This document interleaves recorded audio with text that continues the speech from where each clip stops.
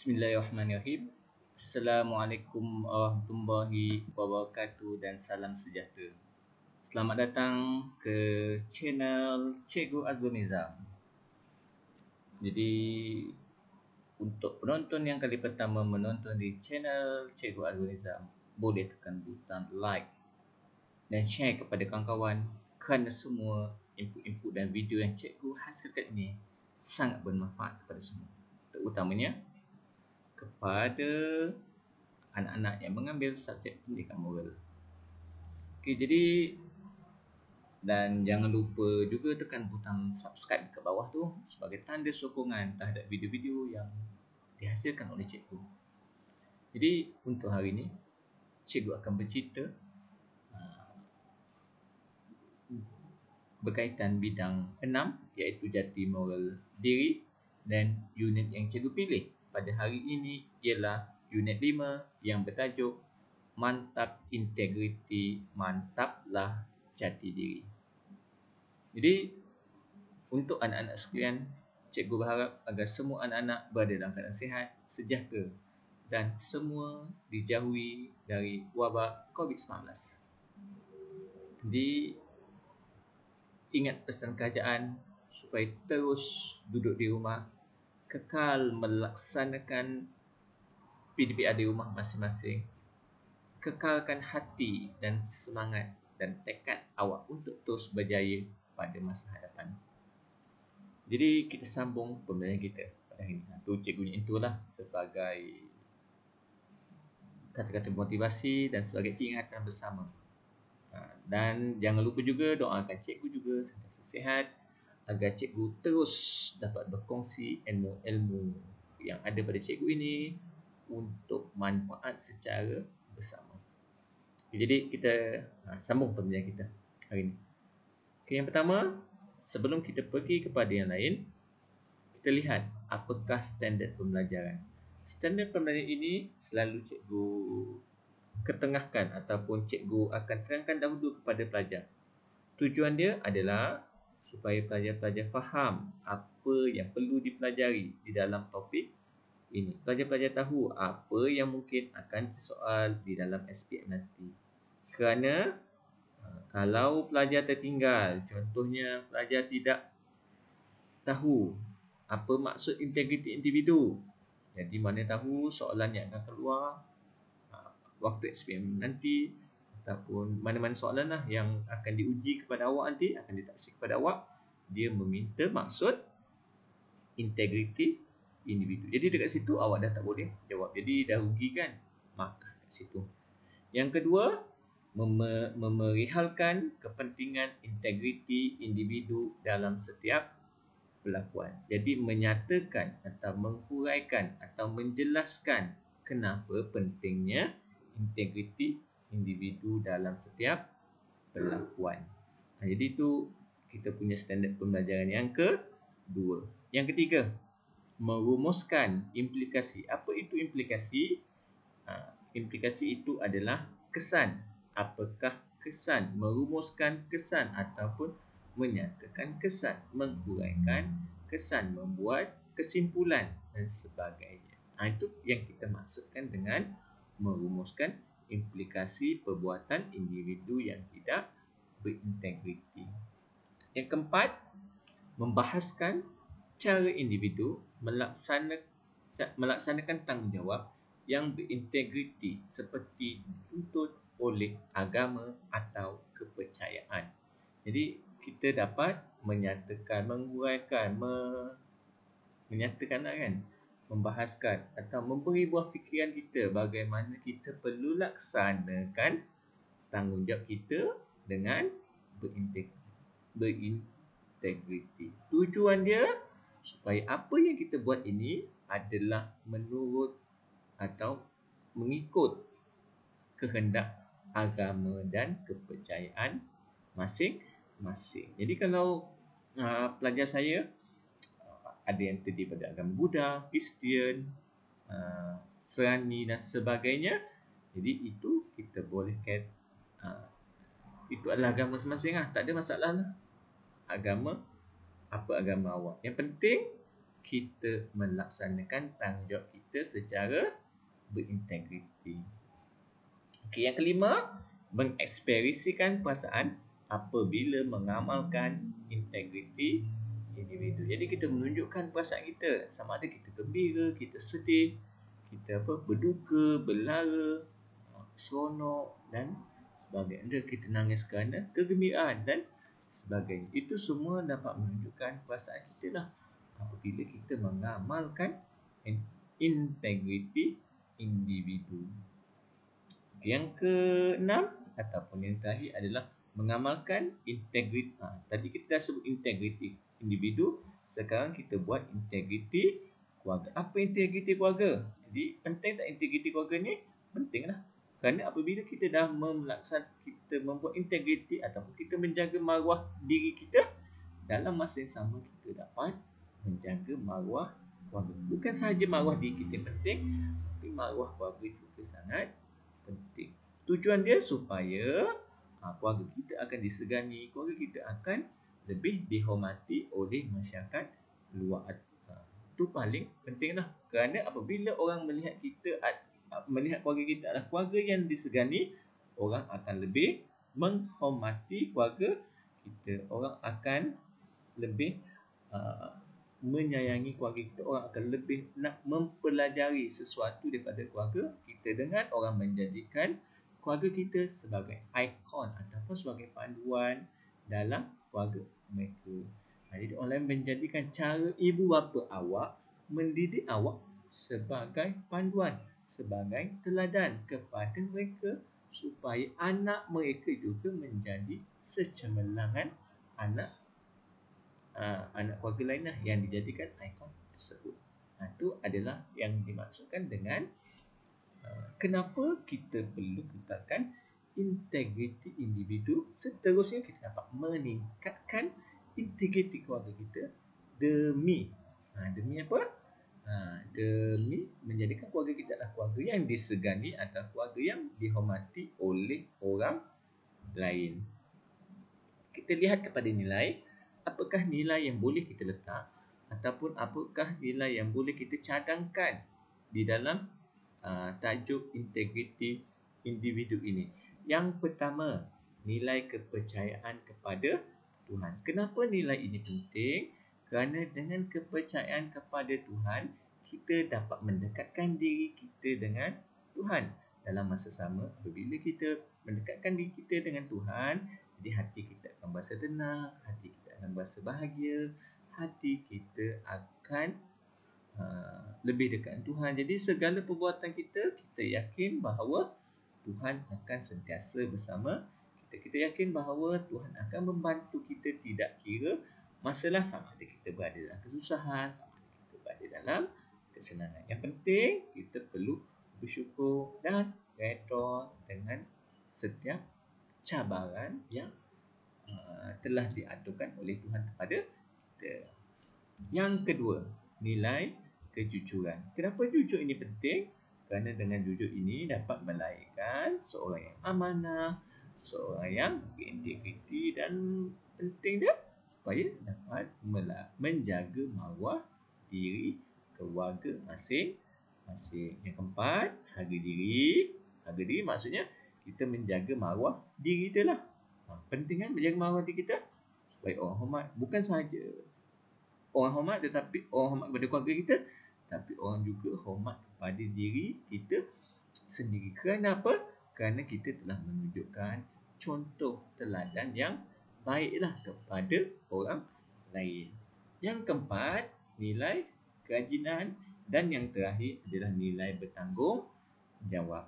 Jadi ini adalah 5 nilai yang boleh calon-calon ataupun pelajar-pelajar letakkan sebagai jawapan awak apabila kita membincangkan isu tentang integriti keluarga, tentang integriti individu. Kan? Ini contoh cadangan nilai yang sesuai dan boleh jadikan sebagai jawapan awak nanti. Okey, kita sambung kita punya pembelajaran. Kita tengok yang pertama, apakah konsep integriti? Integer adalah perkataan Latin bagi integriti yang bermaksud menyeluruh, sempurna, tulen dan tidak berubah-ubah. Maksudnya kita cuba menjadi seorang yang sempurna. Individu tersebut menjadi seorang ikon. Individu tersebut menjadi panduan kepada orang lain. Jadi integriti individu merupakan sifat utama yang dapat melahirkan jati diri produktif dan berkualiti dalam setiap perlakuan. Jadi integriti pentinglah supaya kita melahirkan jati diri yang produktif dan berkualiti. Kenapa? Kerana dengan kualiti yang kita ada ini, dia menjadi sumber kekuatan ataupun menjadi sumber inspirasi di dalam kita nak capai TP6 tadi kan, dalam slide pembelajaran yang ke-6, dalam melahirkan keluarga yang berintegriti. Yang ketiga, integriti boleh mempengaruhi kecemerlangan seseorang dalam pendidikan, kerjaya dan kehidupan harian. Ya, kat sini integriti, awak berintegriti, awak menjaga maruah diri, awak menjaga maruah keluarga. Jadi hati kita jadi tenang. Hati kita jadi tenang, hati kita jadi seronok. Kesan dia adalah kita mampu menjadi seorang pelajar yang berjaya. Kita mampu menjadi pekerja yang hebat dan kaya. Dan yang paling penting juga, bukan sahaja kejayaan mendapat pendidikan baik dan kejayaan juga, tapi kita juga mampu mendapat kehidupan harian yang bahagia. Itu yang kita maksudkan dengan integriti. Yang keempat, ketulusan dan keutuhan dalam setiap perlakuan dan pemikiran. Jadi maksudnya kita perlu tulus, kita perlu utuh, kita perlu sentiasa konsisten di dalam setiap perbuatan dan perlakuan kita pada setiap hari. Okay, yang kelima, penghayatan dan pegangan teguh terhadap ciri dan nilai positif. Dan yang terakhir, sifat jati diri yang merangkumi kejujuran dan keikhlasan. Jadi ini adalah maksud-maksud integriti yang boleh diletakkan oleh awak jika dalam soalan tersebut dia menyatakan apakah yang dimaksudkan dengan integriti keluarga. Kenapa penting integriti keluarga ini? Kita ada 4 kepentingan. Yang pertama, dapat melahirkan modal insan yang dapat berbakti kepada negara. Kenapa? Macam mana kita nak lahirkan modal insan yang berbakti kepada negara? Seperti mana telah saya sebut tadi, bahawa integriti keluarga ini dapat melahirkan seorang individu yang berpendidikan yang hebat, dapat melahirkan seorang pekerja yang berjaya, dapat melahirkan seorang yang mempunyai kehidupan sosial yang sangat tenang. Jadi dengan perkara-perkara ini, ia seterusnya dapat melahirkan modal insan, di mana modal insan yang dilahirkan daripada integriti individu ini dapat menyumbang kepada pembangunan negara pada masa akan datang. Yang kedua, mendapatkan keyakinan dan kepercayaan orang lain. Macam mana kita boleh dapat keyakinan dan kepercayaan orang lain? Kerana kita akan menjadi contoh, kerana kita akan menjadi panduan, kerana kita akan menjadi inspirasi kepada orang lain. Itu sebab kenapa kita katakan bahawa integriti individu ini dapat menimbulkan keyakinan dan kepercayaan orang lain. Yang ketiga, integriti individu ini dapat menjamin hasil kerja yang berkualiti. Kenapa dikatakan hasil kerja berkualiti? Hasil kerja berkualiti dapat ditingkatkan apabila bila pekerja tersebut dapat bekerja dengan jujur, ikhlas, amanah, dapat bekerja dengan bersungguh-sungguh, dapat bekerja dengan hati yang tenang, redha dan sebagainya. Jadi perkara-perkara ini mampu meningkatkan hasil kerja dan kualiti kerja yang dihasilkan oleh seseorang pekerja. Yang keempat, memelihara dan memperkasa imej diri serta keluarga. Kenapa dia penting? Supaya imej diri terpelihara lah. Seperti yang saya sebut tadi, bila kita menjaga integriti diri kita, dalam masa yang sama, integriti keluarga juga akan meningkat. Jadi apabila integriti keluarga dapat meningkat, kita akan dijadikan model, kita akan dijadikan role model, kita akan dijadikan ikon, kita akan dijadikan sebagai panduan oleh orang lain. Jadi apabila kita menjadi panduan, ikon dan sebagainya, dia dapat memperkasa imej diri kita. Dalam masa yang sama, dia dapat memperkasa imej keluarga kita. Ini yang dimaksudkan dengan integriti individu. Yang kelima, dapat meningkatkan kualiti diri untuk mewujudkan pentadbiran yang cekap. Keenam, melahirkan individu yang berpegang pada ketinggian prinsip moral dan etika. Yang ketujuh, mengelakkan dari penyalahgunaan dadah. Dan yang ke-8, membentuk individu, kepribadian individu dan jati diri bangsa. Nampak tak? 8 kepentingan kenapa kita perlu menjaga atau perlu meningkatkan integriti individu ataupun integriti yang terdapat dalam diri kita sendiri. Yang paling selalu antara masalah sosial yang berlaku sekarang ni lah. Tujuan dia, kenapa perlu integriti? Supaya kita mengelakkan diri daripada penyalahgunaan dadah. Sebab apa? Sebab bila kita dah terlibat dengan dadah, kita nak exit daripada masalah ataupun kita nak keluar daripada masalah dadah ataupun kita tak nak ambil dadah lagi, dia akan mengambil masalah. Jadi kesan dia bukan sahaja kepada kita, tapi kepada keluarga kita, kerana nak beli sececek ataupun spek dadah yang baru dalam 5 gram, dah 5 gram 10 gram kan, dah memakan beratus-ratus ringgit. Jadi benda tu perlu dielakkan lah oleh semua penonton sekalian, supaya kita dapat mengelakkan diri daripada penyalahgunaan dadah. Implikasi dia, pesan dia, menjatuhkan maruah diri. Jadi keluarga akan dipandang serong oleh orang lain, menghilangkan kepercayaan dan keyakinan orang lain. Orang lain tak percaya tengok kita lah, kerana kita ambil rasuah, kita tidak amanah, kita tidak jujur, kita tidak bertanggungjawab kepada diri sendiri. Yang ketiga, menjejaskan masa depan. Yang keempat, bersikap individualistik. Dan yang kelima adalah memalukan anggota keluarga. Kenapa dia katakan memalukan anggota keluarga? Dan seperti mana saya maklum tadi, bahawa apabila kita tidak berintegriti, kita boleh terlibat dalam gejala sosial, boleh terlibat dalam penyalahgunaan dan sebagainya. Kita ambil rasuah, bekerja tidak cekap, bekerja tidak efisien, belajar tidak bersungguh-sungguh dan sebagainya.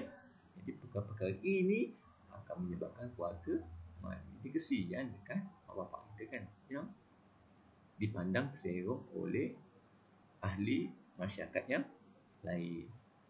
Yang keenam, merenggangkan hubungan antara anggota keluarga, dipinggirkan oleh masyarakat, menjejaskan keharmonian negara, mencemarkan nama negara, menjejaskan keyakinan pelabur asing. Ini yang paling teruk sekali lah. Kenapa? Apabila pelabur asing tak percaya dengan kemampuan ekonomi negara, ataupun tidak percaya dengan tadbir urus negara yang efisien, jadi mereka akan tarik diri mereka akan banyak melabur, mereka akan terus melabur, tapi bukan di Malaysia lah. Jadi perkara ini akan menyebabkan peluang pekerjaan yang terdapat di Malaysia juga akan berkurang. Apabila peluang pekerjaan yang terdapat di Malaysia berkurangan, jadi kita kewangan yang terdapat di Malaysia juga akan semakin sikit. Jadi apabila kita kewangan Malaysia sikit, jadi ekonomi negara akan terus merudum dan tidak berkembang seperti mana yang diunjukkan oleh kerajaan lah. Kita tahu kerajaan menunjukkan berapa perkembangan dia kan.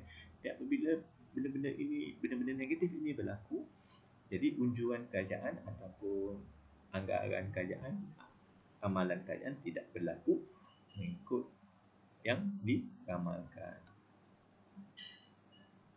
Kita tengok integriti mengikut pegangan agama. Menurut Islam, menurut agama Islam, wahai orang yang beriman, janganlah kamu mengkhianati Allah dan Rasulnya, serta kamu mengkhianati amanah kamu ketika kamu mengetahuinya. Sumber surah Al-Anfal ayat surah Al-Anfal ni juzuk ke-8 dan ayat 27. Okey, jadi dekat Islam dapat dia kata, wahai orang yang beriman, janganlah kamu mengkhianati Allah dan Rasulnya, dan janganlah kamu mengkhianati amanah yang kamu ketahui salahnya.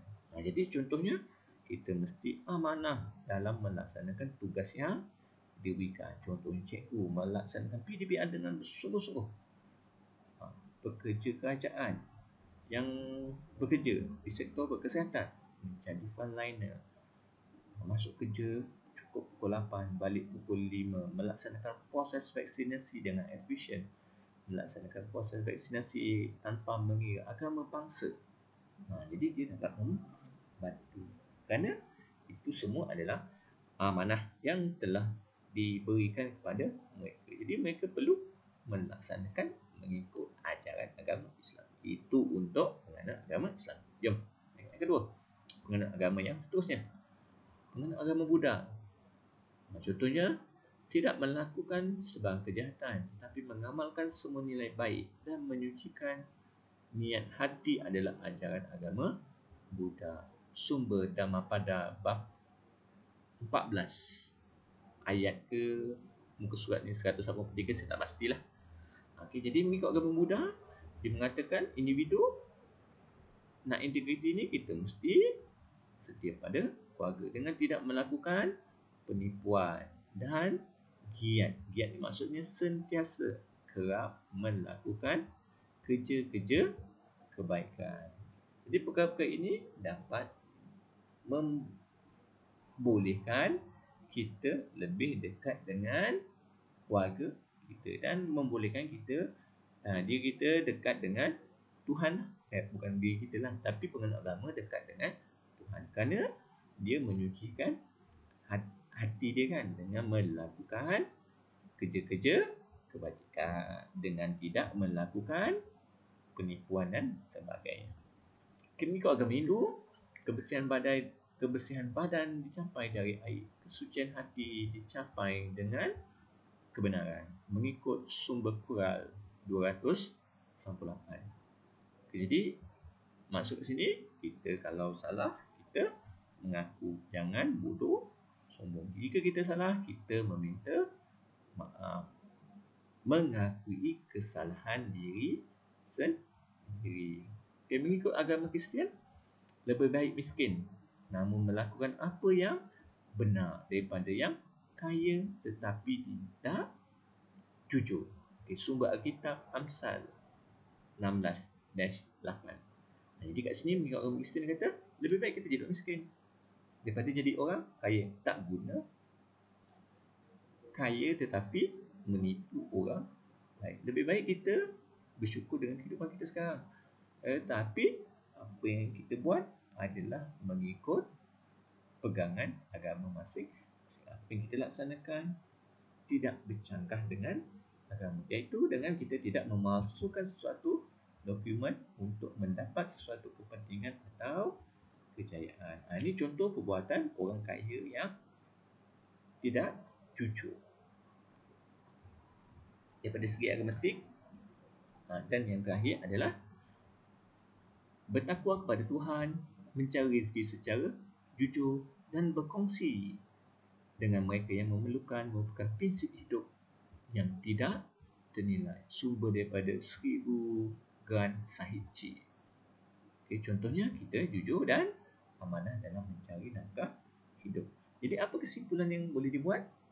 Tak kira agama, mana-mana agama pun kan, yang kita anuti, yang kita amalkan, yang kita gunakan setiap hari kan, semua agama menghendaki kita jujur dan aman. Semua agama menghendaki kita sentiasa menyucikan dirilah dengan mendekatkan diri dengan Allah, dan dalam masa yang sama juga mendekatkan diri dengan membantu sesama manusia yang terdapat di muka bumi ini. Jadi semoga penerangan cikgu ini dapat membantu semua anak-anak dalam memahami topik ini. Jadi saya harapkan semoga ia membantulah dan anak-anak mendapat manfaatnya. Okay, semoga kita berjumpa lagi dan doakan saya berada dalam keadaan sihat dan sejahtera. Semoga saya terus dapat berkongsi ilmu-ilmu yang terdapat pada diri saya. Okay, Assalamualaikum dan salam sejahtera. Bye.